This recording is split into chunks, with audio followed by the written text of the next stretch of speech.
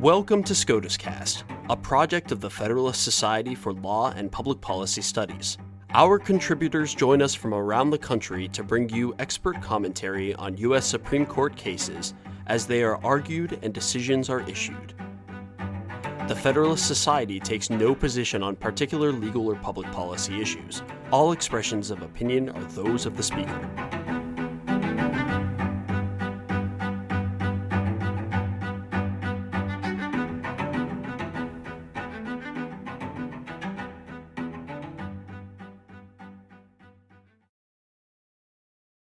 Thank you for tuning in for this post-decision episode of SCOTUScast. I'm your host, Nick Garfinkel.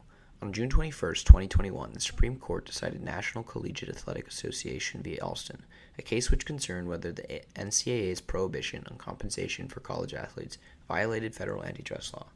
Writing for unanimous court, Justice Gorsuch affirmed the ruling of the lower court, holding that the NCAA's rules restricting certain education-related benefits for student athletes violates federal antitrust law under a rule of reason analysis. Joining me today to discuss this decision is Michael Murray, former Principal Deputy Assistant Attorney General in the Department of Justice.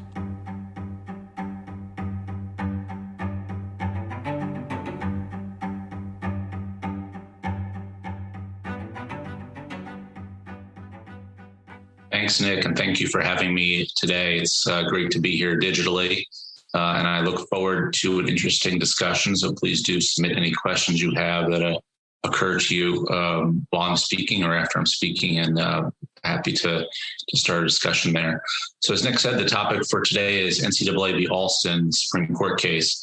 I thought I'd begin with a brief overview of the case for those who have not had the time to read the 35-page opinion or are sort of generally unfamiliar with the decade-long history of this litigation. And then I'll offer my top 10 or so reflections on this case, which I've grouped into four general areas: the effect of the decision on this dispute regarding compensation for student athletes, the implications of the decision for antitrust law, the relevance of the decision to the big tech or tech enforcement investigations, and the significance of the decision for Supreme Court watchers.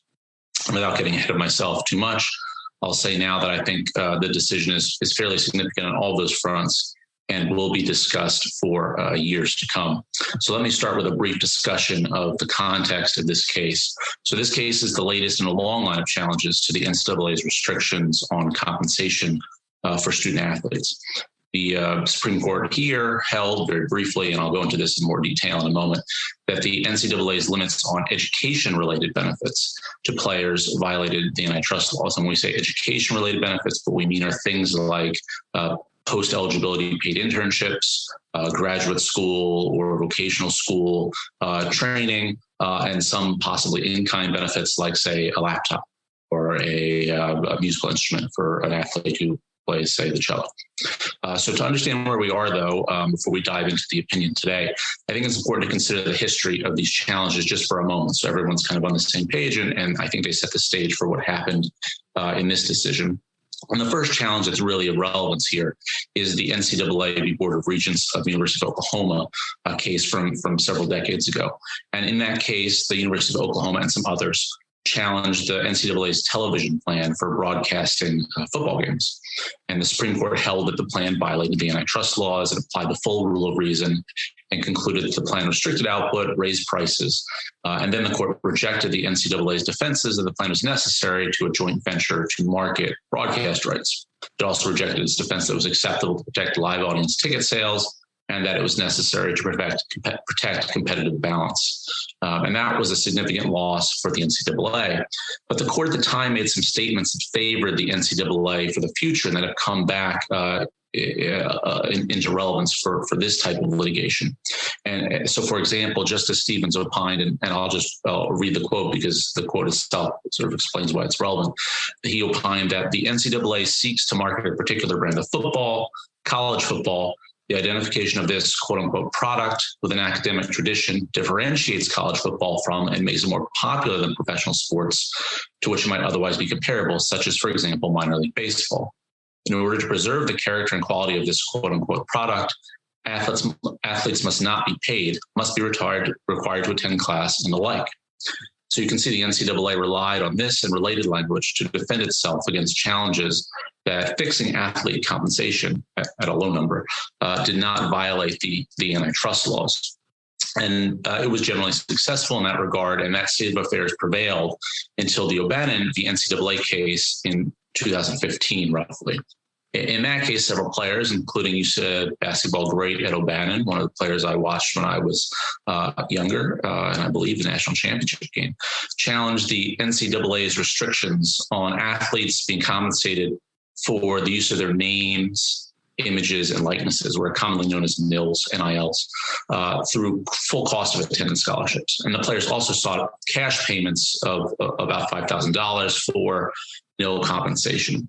The Ninth Circuit agreed that prohibiting full cost of attendance scholarships to compensate for name, image, and likeness use violated the antitrust laws, but it did not enjoin the prohibition on cash payments, so it sort of split the baby. This issue is, of course, still in the news. Various states have enacted legislation requiring compensation for name, image, and likeness use. And my former boss, AAG Macon Delrahim, sent a letter to the NCAA that was reported on the press, suggesting that the NCAA policy in this regard raised antitrust issues. And that letter, echoing one of AAG Delrahim's earlier speeches, also addressed the NCAA compensation issues more generally and argued in a way that foreshadows Justice Kavanaugh's concurrence. They may, quote, raise concerns under the antitrust laws. And of course, the NCAA now, and news that broke earlier this week, now appears poised to allow some name, image, and likeness use compensation, although I think the details are still emerging. So that brings us to the current challenge, which was initiated around the time of the O'Bannon case and really can be seen as a successor in some sense to that case. And here, a group of players, D1 football and men and women's D1 basketball players, challenged the NCAA's compensation rules. And the same court as the district court in O'Bannon had the case and held a 10-day trial. And after that trial, the court ruled in part for the NCAA and in part for the players. And it applied the full rule of reason analysis, no abbreviated analysis, the full rule of reason. And so at the first step, which is whether the plaintiff meets its burden of showing that the challenge restraint has a substantial anti-competitive effect, the court concluded, and here it's important to note that there was not really a serious objection from the NCAA, that the NCAA, quote, enjoys near complete dominance of, exercises monopoly power in the relevant market of D1 basketball and football, and that its restrictions, in fact, lowered compensation. And then at the second step, which is whether the restraints enjoy a pro-competitive justification, the district court rejected the NCAA's arguments that the restraints increased output and were necessary to competitive balance, which is a concept that had, of course, been in the Board of Regents case that I just mentioned. The court next assessed the NCAA's arguments that its rules preserve amateurism, concluding that this was a vague concept that had not been very well defined by the NCAA, but in any event lacked a direct connection in the evidence to the consumer demand for college sports, at least with respect to those rules restricting education-related benefits, as opposed to rules regarding payments that are unrelated to education.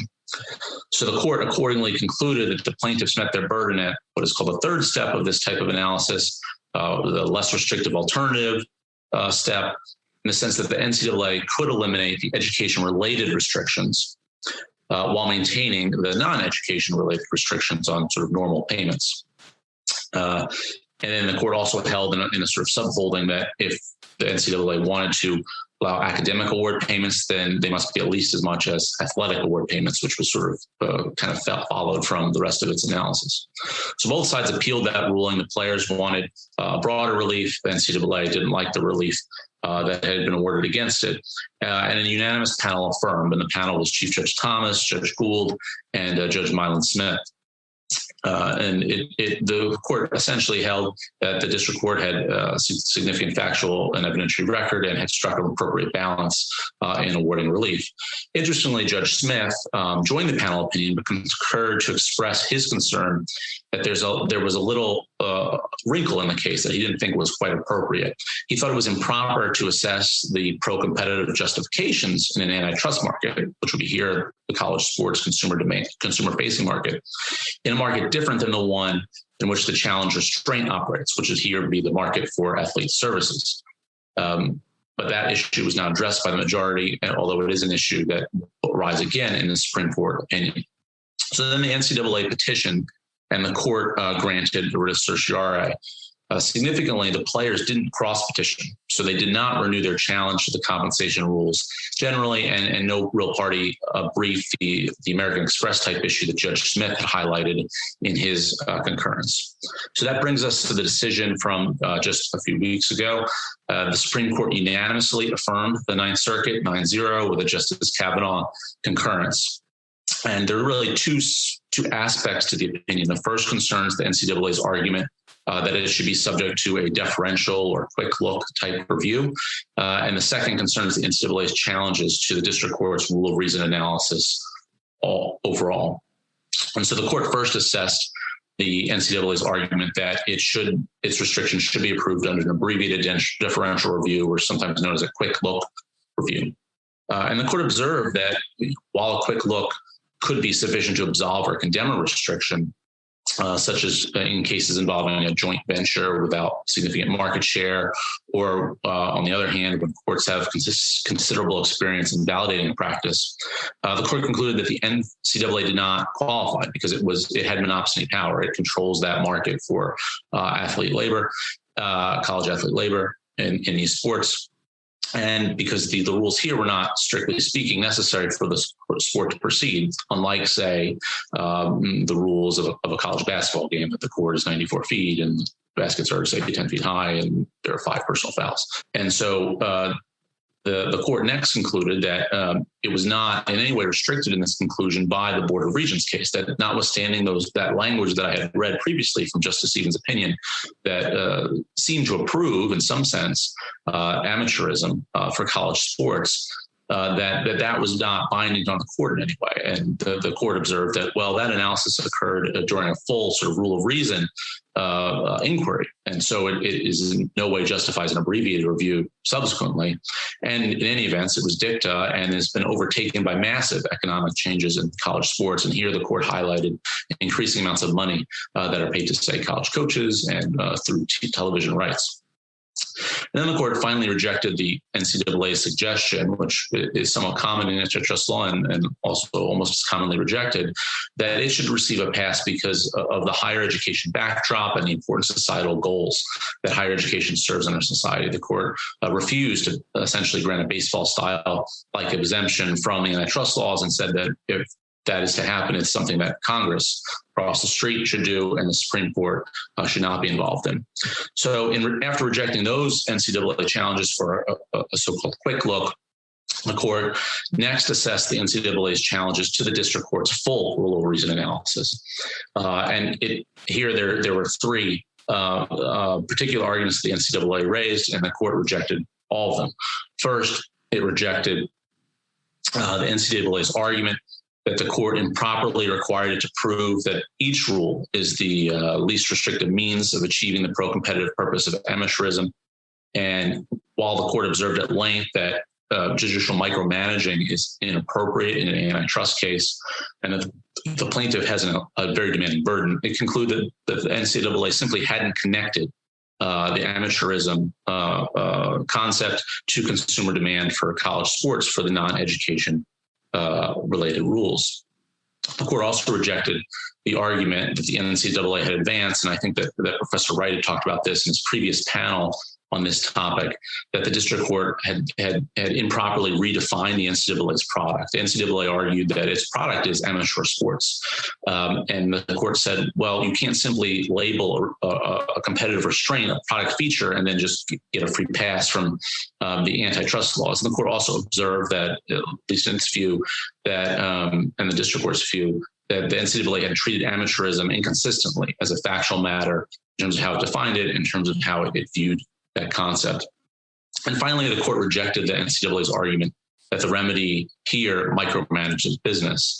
And though it observed again that judges should not attempt to be central planners or set prices, it concluded that the district court hadn't really done that with its injunction that was just narrowly limited to education-related benefits, especially because it allowed the NCAA to define what is education-related, regulate how those benefits are in fact provided to student athletes, and also did not, in its injunction, affect the athletic conferences.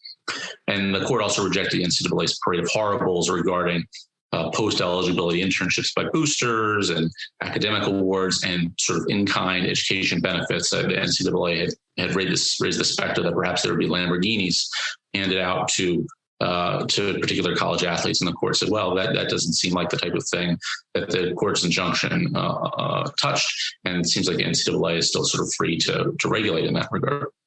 The court essentially concluded that the NCAA was overreading the injunction. So the result is that the NCAA, all told, may not enforce its current limits on education-related benefits, but may continue to ban what might be called pure compensation. And that brings us to Justice Kavanaugh's concurrence. He joined the opinion in full, but he issued a separate and some would say fiery concurrence that made quite a stir in the news. It's one of the few Supreme Court opinions, I think, that has done so recently, especially as a concurrence. And Justice Kavanaugh stated that the NCAA's compensation rules, quote, raise serious questions under the antitrust laws. And so here he's talking not about the education-related benefit rules that were struck down by the district court and affirmed ultimately by the Supreme Court, but the actual compensation rules themselves. And he emphasized that the court had not passed on these rules in any way, other than to establish that the rule of reason would apply to them. And then Justice Kavanaugh suggested that these rules may lack a valid pro-competitive justification. And he sees it as circular, that the NCAA's argument that it cannot pay college athletes because the defining feature of college sports is that athletes are paid is just a completely circular argument. And he used very sort of strong and colorful rhetoric that in other industries, this conduct would be, quote, flatly illegal. And he, channeling his sort of inner Chief Justice, he wrote, price fixing labor is price fixing labor, quote unquote. He criticized the NCAA as well for not giving athletes, many of whom are African-American and from lower income backgrounds, quote unquote, their what he called their fair share. And though he predicted there would be sort of thorny issues lurking in a compensation regime for the NCAA, such as how to comply with Title IX or the ideas regarding collective bargaining, he closed with a simple statement that the NCAA is not above the law. So that's the opinion, and that brings me to a few reflections that I'd like to offer, and then open it up for questions. And so I've grouped these reflections to four broad categories: the implications for the players and the NCAA in this case, the implications for antitrust law, the implications for big check antitrust enforcement, and sort of general Supreme Court watching reflections. So first, and this regards the players in the NCAA, it really cannot be overstated how significant this victory is for the players. In about a decade, they have not only significantly increased the amounts they may receive regarding college sports, but they also have prevailed unanimously at the Supreme Court. They've achieved widespread support in the court of public opinion, ranging from the former head of the antitrust division to state legislatures across the country. That said, and second, the opinion pretends more litigation, and I think that's true in at least two respects. First, the players and the NCAA and the conferences undoubtedly will clash on the definition of education-related benefit. That's something that it's up to the NCAA to define, but it looks like there will be further litigation on that. And perhaps more significantly, though, the court's opinion, and especially Justice Kavanaugh's concurrence, essentially sends up the bat signal for a future challenge to the core compensation rules.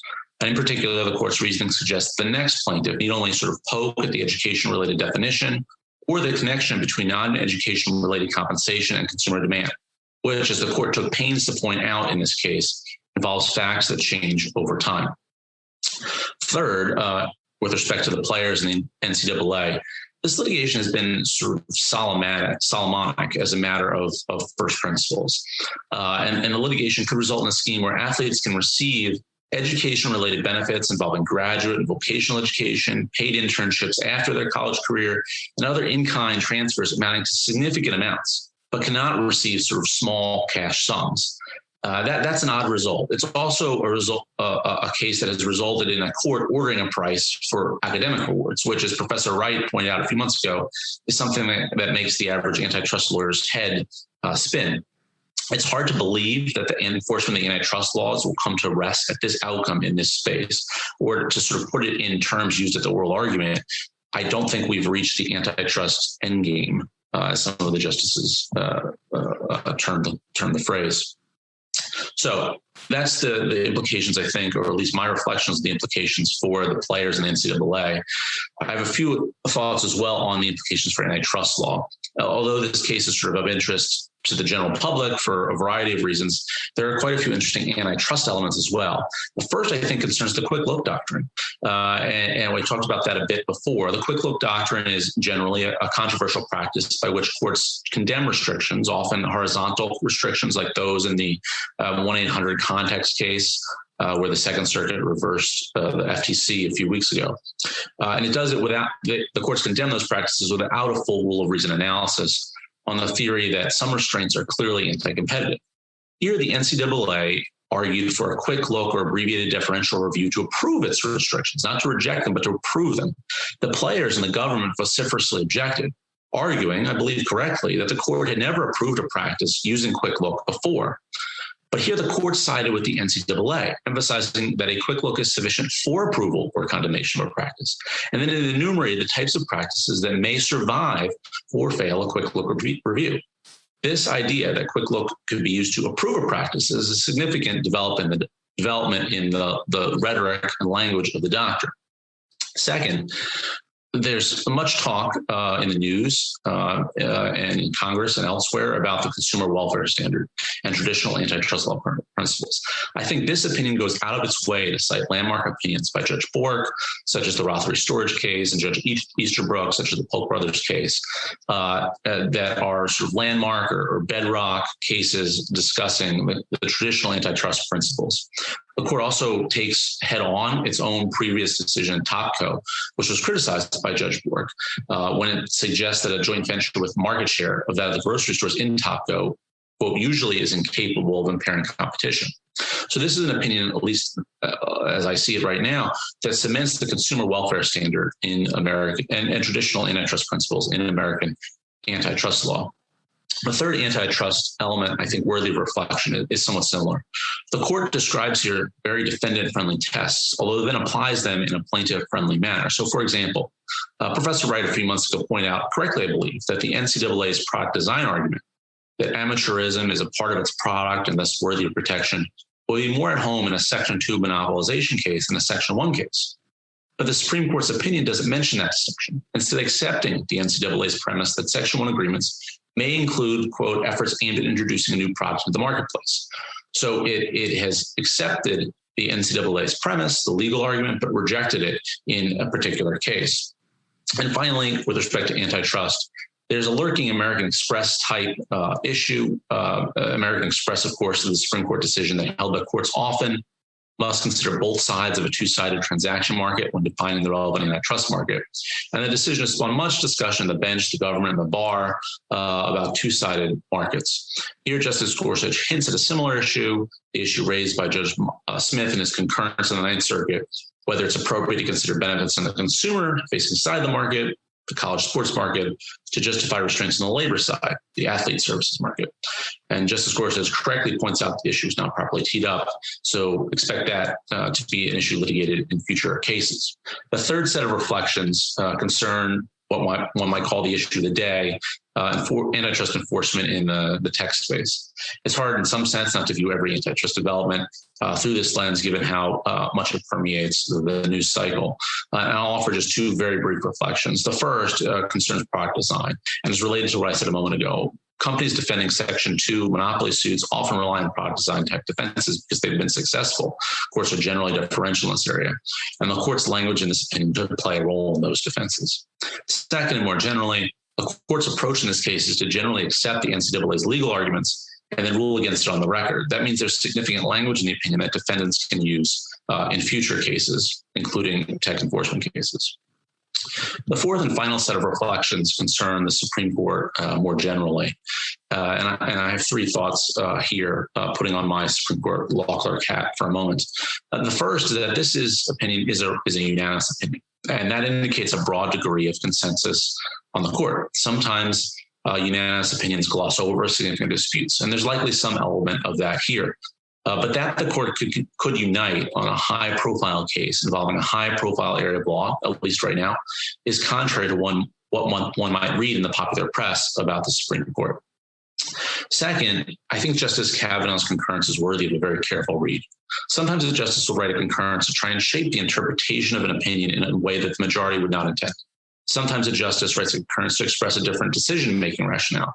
But I don't read this concurrence in either of those ways. Instead, in light of Justice Kavanaugh's position on the court and his judicial philosophy, I read it as a sign of extreme judicial concern with the NCAA's practices. And this is not a welcome development for the NCAA, which until about 6 years ago did not have much to fear from the judiciary in terms of significant reform. Finally, I would like to echo a reflection that I offered in discussing the Apple v. Pepper decision several years ago. In a speech while I was working in the antitrust division, I praised Justice Kavanaugh's application of ordinary judicial methodologies to that case. Though I will say that my remarks were misinterpreted and reported as if I were criticizing the decision, which was not right. I thought and still think that antitrust law should be subject to the same judicial methodologies, textualism and the like, as other areas of law, because that supports the rule of law. And I see the same type of analysis in this opinion from both Justice Gorsuch and Justice Kavanaugh and the court overall. They've applied the law to the facts in a way that is clear, supported by precedent, and supports the rule of law, even though it supports the plaintiffs in an antitrust case, which is contrary to what caricatures of the current Supreme Court would have you believe would be the result.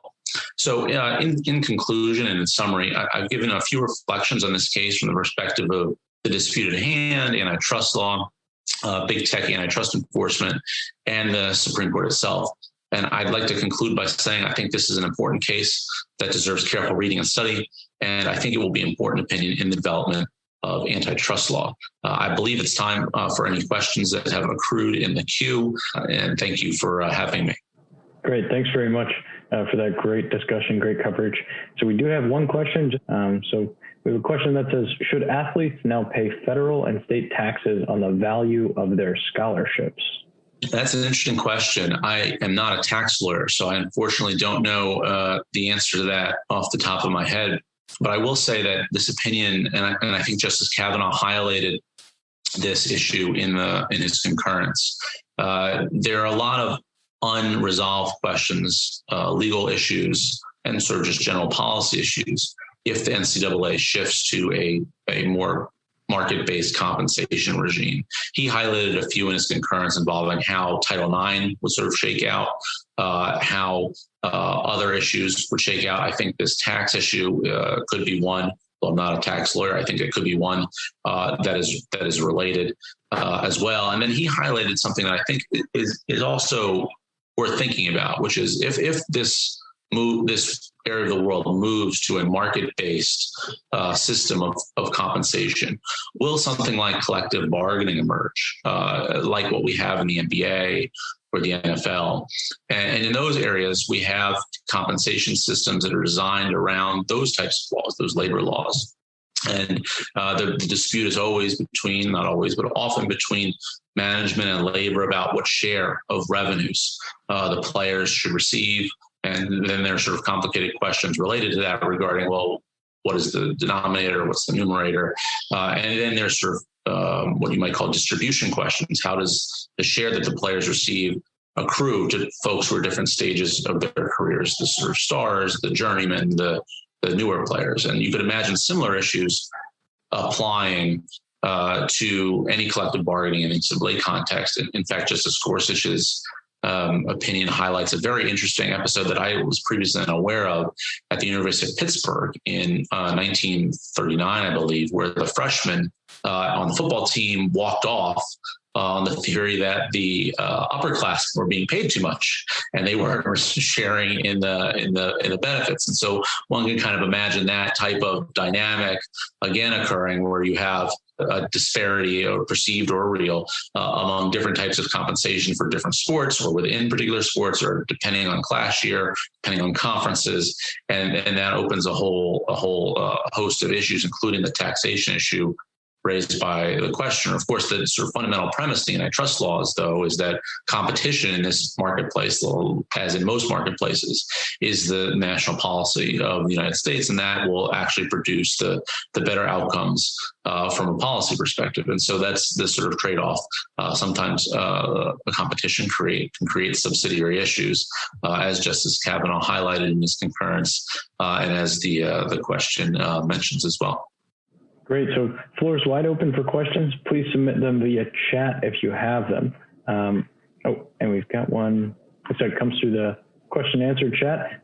Given the tilt of this decision and pending antitrust litigation, does it make sense for the NCAA to go to a market-based system of compensation right now, where it can get some initial and unitary parameters for future collective bargaining? Something you just brought up. I don't know if you want to add anything to that. Yeah, that's a fascinating question. I think that I saw that the reaction from the NCAA to the decision. They said that it was frustrating and I think deeply disappointing, or maybe just disappointing, which is an understandable reaction from them. I imagine they're circling up right now to think about their strategy and what they want to do going forward. I know right now they've had a lot of proposals on the table regarding the name, image, and likeness issue. And they were sort of progressing through their internal processes for decision making, which are more complex than might be obvious to the naked eye. There's quite a few working groups, committees, bureaucratic structures for an organization that's like the NCAA. And so those have been working through, and that was the genesis of my former boss's letter to them. I guess that was about 7 months ago now, regarding some of their proposed reforms. So I imagine that there's quite an institutional focus right now on thinking about those reforms, the name, image, likeness reforms, especially in light of the state legislation that is starting to go into effect. I believe some of it goes into effect tomorrow, if I'm remembering correctly. And so I imagine that they're focused on that. But if I were them, I would be thinking along those lines. Is it better to sort of get out ahead of this issue and try to create a scheme that makes sense and will satisfy antitrust review? Or is it better to continue to litigate and hope to prevail on the sort of pure compensation issue that Justice Kavanaugh focused on in his concurrence? And I think the legal strategy could differ depending on what the organization wants to do and depending on the constituencies. Remember, of course, the NCAA is not we think of it as a coherent organization, and it is, but it's also composed of many member institutions, not all of whom have similar issues and interests, right? So we think of Division I football, Division I men's and women's basketball. We might think of UConn or Duke in the basketball for women's and men's. And for football, we might think of, say, SEC football or Notre Dame football. I know Nick is a Notre Dame alum, so I'm sure that's what he thinks of. But in fact, Division I, even football and men's and women's basketball, is actually a pretty varied group of institutions that play, ranging from small liberal arts colleges in the Northeast to gigantic state universities in the Southwest, who have very different structures of their institutions, very different levels of competitiveness when they're playing other schools. And so coming up with a one policy that will satisfy all of those institutions is not as easy as it might seem, and I can imagine it could take some time. But all that is to say that I think the questioner sort of presumed or assumed that there will be changes in the future, and I think that's a pretty fair assumption, whether they come by judicial reform or whether they come from the NCAA's own initiative to try to get ahead of things as well. I think we'll see some changes in the future.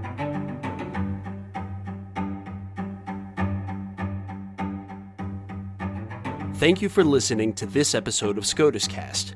SCOTUScast is a project of the Federalist Society, a not-for-profit educational organization of conservative and libertarian law students, law professors, and lawyers, founded upon the principles that the state exists to preserve freedom, that the separation of governmental powers is central to our Constitution, and that it is emphatically the province and duty of the judiciary to say what the law is, not what it should be. Don't forget to subscribe to our podcast series, including SCOTUScast and Practice Group podcasts, on iTunes or Google Play. For an archive of past podcasts, as well as audio and video of past Federalist Society events, please visit our website at fedsoc.org/multimedia. That's fedsoc.org/multimedia.